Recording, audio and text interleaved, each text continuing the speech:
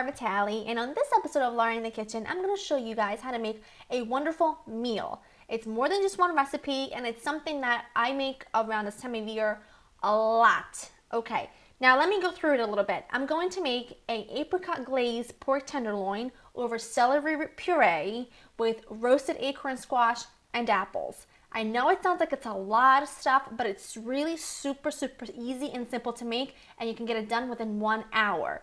Now I know that around this time of year, there's a lot of family gatherings, which is awesome. And most of us have big families over for the big day, but what about those people that only have 3 or 4 people over a Christmas dinner? This is a great menu for that kind of occasion. And you know, it doesn't have to be for Christmas dinner. There's a lot of entertaining around this time of year, so let's do it. Let's go over the ingredients and we'll get cooking. You're gonna need a 1.5 pound pork tenderloin, celery root, acorn squash, golden delicious apples, balsamic vinegar, unsalted butter, brown sugar, apricot preserves, Dijon mustard, some sage, some garlic. You're gonna need some whole milk and salt and pepper. So there are not that many ingredients for such a great dinner that you're gonna have at the end of this. All right, first thing we're gonna do is we're gonna make the actual glaze to go over the pork tenderloin. But you wanna make sure to preheat your oven to 425 right away because you're gonna roast a lot of this in that 425 oven. I'm gonna take about 1/4 cup of apricot preserves. And this is really nice and sweet. And we're gonna balance that with some tangy balsamic vinegar. About a tablespoon and a half. Just like that is awesome. And then we're gonna add in some Dijon mustard. This is also gonna give that great tanginess, the great balance of tanginess. A nice tablespoon of that. Some salt and pepper. Make sure to season constantly. Beautiful, just like so. And I'm just gonna put this on the burner. I want everything to warm up and kind of like get a little syrupy on me so I can just brush it over that pork tenderloin easily. So onto the stove, just a couple minutes so everything is kind of melted together.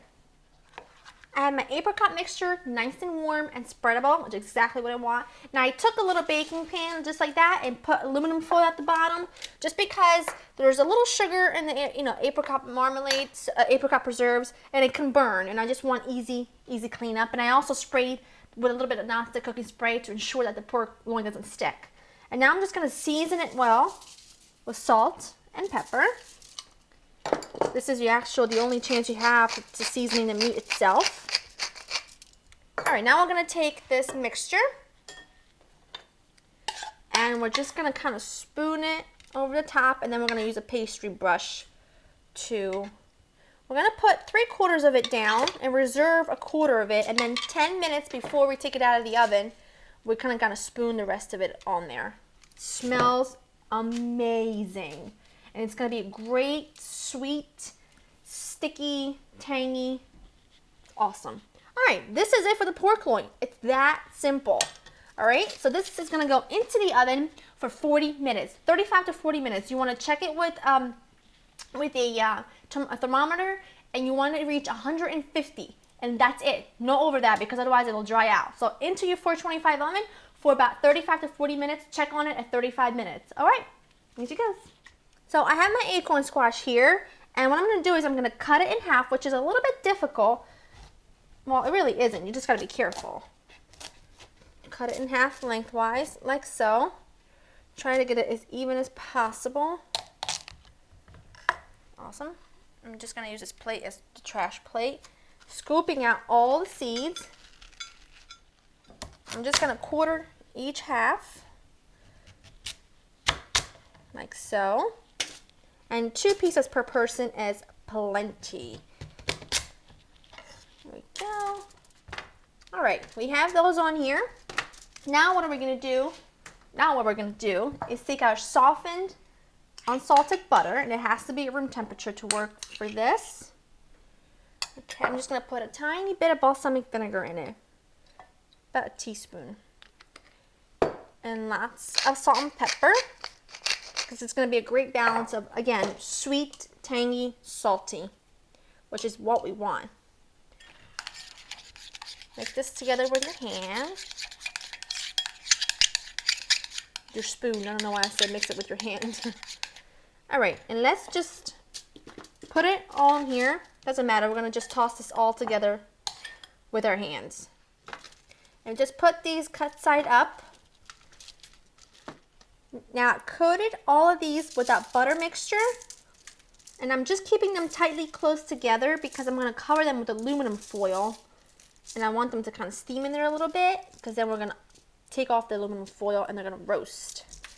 So just cover these with about a half a cup total of brown sugar. Oh, I can't wait to eat that. I'm gonna reserve the rest of this brown sugar for my apples that are gonna wait to go on to the last 10 minutes. Take your aluminum foil and just cover these up.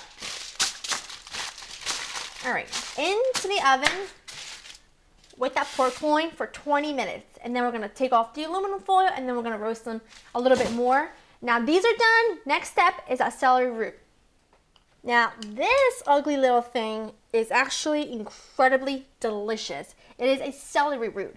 It's got a very nice mild celery flavor to it, and when I kind of treat it the way I would a mashed potato. It's so amazing. Now we're gonna have to peel it, and to peel this, you just kind of cut off the top and the bottom. You want it to have a place to sit on, and then using your knife, you're gonna kind of peel off the skin. You cannot use a vegetable peeler for this, it won't work. I've tried. I'm just trimming any from the bottom, and I'm going to cut it in half so it's easy for me to trim some without throwing the meat away. That's good. I'm just going to rinse it really quickly. And now I'm just going to cut this into bite-sized pieces, just like that. Put them directly into a saucepan. Not that big of a saucepan because otherwise you use up a lot of milk. Last piece. All right, we have our celery root in there. Now we're just gonna put in some whole milk, enough to cover the celery root. Maybe a touch more. Yep. Now we're going to infuse this milk with some garlic cloves, 2 garlic cloves, small, and some sage leaves, some fresh sage. And I'm just gonna nestle the whole thing in there. Just like that. And I'm gonna put this on the stove, and I'm going to just let this come to a boil, turn the heat down to simmer, and let this cook for about 20 minutes until it's fork tender, and then this is gonna come out, and we're gonna finish everything together. Now my pork tenderloin was cooking for 30 minutes. I took it out. I put the rest of my, well, it's almost like a chutney. My rest of my glaze on the top, and now it's gonna go back in for 10 more minutes. And while that goes in for 10 minutes, I'm going to take out my butternut squash. And take note, my celery root puree has got another 10 minutes to go, so that's perfect. My acorn squash. Now the sugar on the sides does burn a little, but that's why we kept them all together. Perfect. Awesome. Now I'm just going to take my apples and I just halve them. I didn't quarter them because I personally like the way that it did look.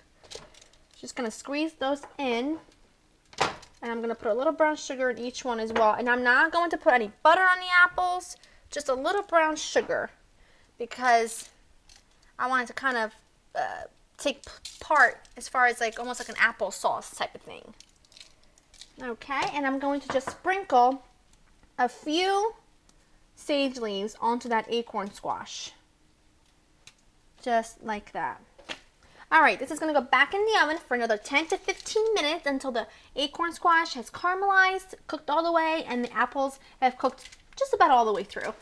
And that'll be the same time the celery root puree will be done. The celery root will be done cooking and we can puree it, and the pork will be done. So here we go. My celery root is perfect and it's fork tender, which is exactly what I want. So now I'm gonna just strain this, and I wanna keep the liquid, so don't throw that out. I'm just gonna fish out that sage because it's done its job. I don't want to get rid of that though. Oh, it smells so good. It just infused so much flavor. And I got that garlic right there. Probably should have put the garlic into a cheesecloth, but I want that other clove of garlic to kind of stay in there because I want it to infuse its flavor. All right, just gonna actually do this backwards. I'm gonna put that in there. Put this in here. I'm going to season it really nicely and generously, nice and generously with some salt and pepper. It is very sweet, so it does need a good amount of seasoning. All right, I also took my pork out. I cooked for 40 minutes at 425, and it's 150 exactly, and I'm letting it rest for 10 minutes before I cut it. And my acorn squash is in the oven for just the last couple minutes while I finish this up. All right. Let's just do a little bit of the milk at a time. Okie doke. And I'm just using an immersion blender, but you can use a food processor, you know, whatever you use to mash up your potatoes. You just want a nice puree. That's perfect. I'm just gonna taste it for seasoning. Oh, it's right on. Wow. That's fantastic. It's such a nice take on like a traditional kind of boring mashed potato. This is incredible. It's got the great flavor. It's nice and sweet. And it just tastes like it's very expensive and you would get it at a fancy restaurant. But it's actually really cheap. This whole menu is very inexpensive. I think it cost me, I want to say maybe $12 for everything to feed 4 people. Pork tenderloin is kind of cheap. Celery root, not that expensive. I think it was like $2. An acorn squash, that was $1.50 I think it was, and a couple apples. I mean, come on. You're gonna have a great restaurant quality meal right at home. Just gonna put this in the sink, grab my roast pork, and grab my pork tenderloin, and also my acorn squash and apples. I got my pork tenderloin nice and rested. It's ready to be carved. And now I'm just gonna take here's how I like to serve it. You don't have to do it this way, but this is how I like to do it. I'm gonna take the celery root and just put it right in the middle on my platter. Just like that. Here we go. That's taken care of. Let's get our pork tenderloin. Those juices are goodness. Do not get rid of them. Smells amazing. And wait till you see how juicy it is. Ready? Look at that. Let me get you a better shot. Look at that. Still a tiny bit pink inside. Not like pink, but just a hue of pink in there, and it's gonna just be so moist. 150 is a perfect temperature for pork loin every single time. Just gonna slice the whole thing up. Okay, here's what we do. I take this carefully, a little bit at a time though, and just put it right on the top, just like that. All those juices are going to collect right on that celery root puree, and it's gonna be awesome. Okay, last tiny bit. Fan it out just a touch. Awesome. Oh, I cannot wait to eat this. All right, take those leftover pan juices right over the whole thing.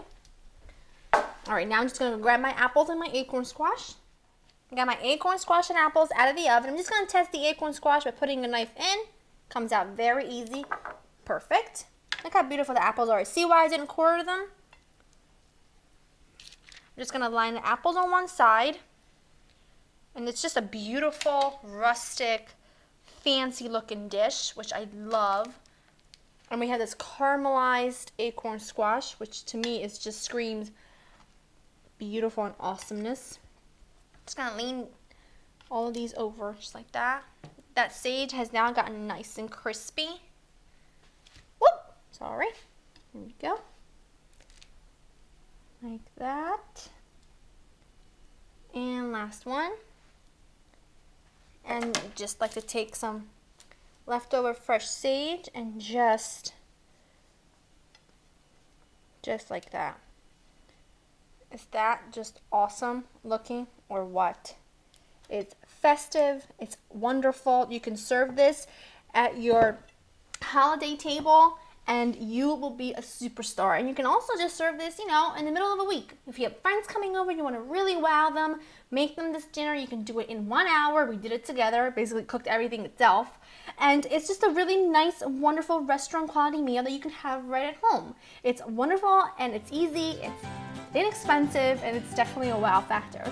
To get this recipe and other recipes, check out my website, www.laureninthekitchen.com, and I wish you a wonderful holiday. Bye-bye.